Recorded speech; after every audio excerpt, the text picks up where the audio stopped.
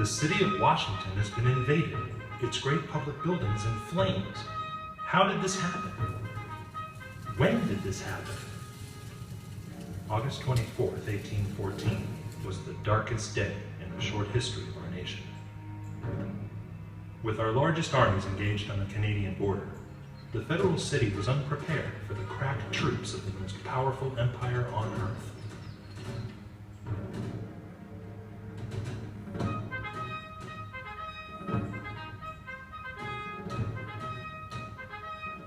The United States of America is once again at war with England. With the defeat of Napoleon in Europe, Great Britain can now focus on these bothersome former colonies. Well, you have to keep in mind that the reason the British even came into the Chesapeake is because that's where the national seat of government was. So it made perfect sense. Let's go in and hit them where we could do the most for the least. 26 ships carrying over 4,000 British troops have just arrived on the shores of the Patuxent River. Reinforcing the fleet that has terrorized the Chesapeake Bay for over a year, the British now have a large land force capable of taking a major city. But which city? Baltimore is the third largest city in the United States. Annapolis would also be a valuable prize, but the state capital is defended by 3 forts. If Washington City is the target, where would the British Army attack? In a desperate attempt to organize a defensive line, General Winder moves the American forces from one location to another, missing several opportunities to engage the British while still a good distance from the federal city. Most of the militia who were defending Washington at this time had been at the American encampments, not knowing where the British were even going to be going. So they're not in the best physical condition to defend Washington, D.C. Finally, the attack route becomes clear. The British are heading for Bladensburg.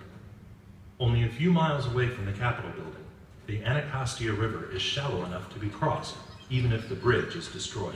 The fact that the president and many members of his cabinet were on the battlefield is very unusual. And as James Madison appears on the scene, unaware that the British are so close, the story goes that he actually rode his horse across the bridge over the Anacostia River. And fortunately, there was a scout that was coming back who warned the president that the British were just only a few hundreds of feet away. And if it weren't for that, some people believe that it's possible that the President of the United States might have actually been captured by the British. From the high ground of Lowndes Hill, Major General Sir Robert Ross can easily see the deployment of the American Army and their weakness. The second line is almost a mile away. So that meant that the people that are in the second line could not really fire and support those that are on the first line. With most of his army now in Bladensburg, General Ross orders the attack. One of the first things that the British did was to fire Congreve rockets.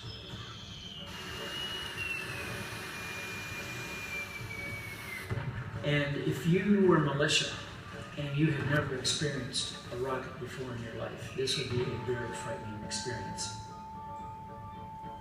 Unfortunately for the Americans, it so frightened many of the militia that they began to run. With the Bladensburg Bridge left intact, the British begin to cross. This was a wooden bridge that was relatively narrow. Only 3 men, shoulder to shoulder at one time, could come across. So that limited the number of people that could literally force their way across that bridge. The initial assault was repulsed by the cannon and also by the musket fire by the Americans on the first line. But by the time the rockets are being thrown at them, by the time British cannon, these are light field cannon that are being fired, and the men coming across the bridge a second time, that's when the militia began to withdraw. Lacking clear orders, the Bladensburg races begin. If I were a militiaman and I'm facing trained British soldiers, I would have been scared to death. If I got 1 or 2 shots off and then ran like hell, I probably would have been proud of myself. And that's pretty much what they did.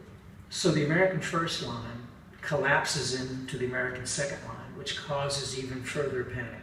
So at this point, most of the militia are now in full retreat. So essentially what happens is that the British, instead of having a major battle, have a series of skirmishes. They have a skirmish with the first line, they have a skirmish with the second line, and then you could argue that the real battle takes place on the third line. Reinforcing the American third line are the sailors and cannon of the Chesapeake Flotilla, led by Commodore Joshua Barney. As the battle begins, Joshua Barney and his flotillamen are just coming onto the scene. They're positioning their cannon right on the road going into Washington, D.C., right essentially where the Washington, D.C., Maryland line is today. And it was there that the stiffest resistance was given by the Americans against the advancing British. Barney and his men hold their ground as the terrified militia flee. Unfortunately, they were being protected on both their left and right flanks by militia. And initially, the militia did okay. But as the British pressed, they eventually fled the scenes, which meant that now the British had outflanked the regulars, and eventually the regulars had to withdraw from the field. Commodore Barney is wounded. Facing certain defeat, he orders his men to withdraw. And soon after, the British occupy the area where Barney is laying wounded. When the officers arrived and they realized that they're dealing with Joshua Barney, the story goes that they had so much respect for him that they immediately pardoned him on the field. Despite superior numbers, the American troops have been routed and leave the British an open road to the U.S. Capitol. Of over 350 structures that made up the city of Washington, about 10 or less were burnt by the British. Ross and Coburn ordered the destruction of the public buildings.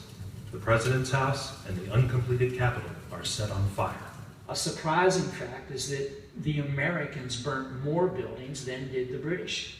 And that's because the Navy Yard was ordered to be destroyed to keep it out of British hands. The occupation of the American capital is a humiliation, but it cannot last. On the night of August 26th, the British Army begins the long march back to their ships and supplies in Benedict.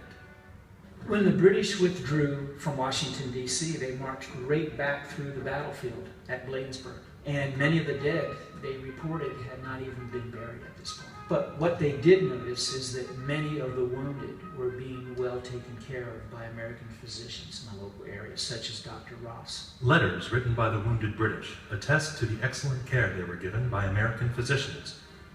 Only a few weeks later, Francis Scott Key presented these letters to negotiate the release of an American prisoner. The rest is history.